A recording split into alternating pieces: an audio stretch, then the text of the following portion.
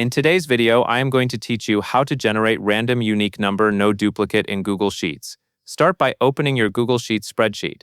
This method is great when you need an ID that looks random, like a database key or an invoice-style code, and you want something that is very unlikely to repeat as you fill the formula down the column. Click the cell where you want the first ID to appear. For example, choose the first cell under your ID or invoice number header. Once the cell is selected, type an equals sign to begin your formula. Then enter DAC2 hex and open parentheses. This function will convert a number into a hexadecimal code, which uses the numbers 0 through 9 and the letters A through F. Inside that DAC2 hex function, you will generate a random number by using rand_between. Type rand_between, open parentheses, then enter 0, followed by a comma, and then 42949679295. Close the parentheses for rand_between.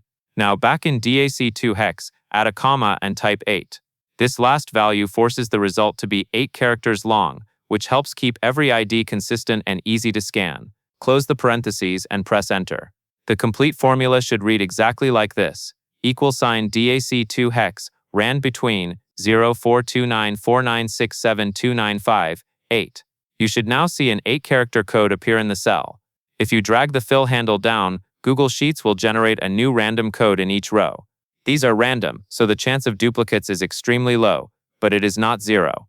For a safety net, you can also set up data validation to prevent duplicates from being accepted in your ID column. Highlight the entire column where the IDs will go. Then go to the Data menu and choose Data Validation.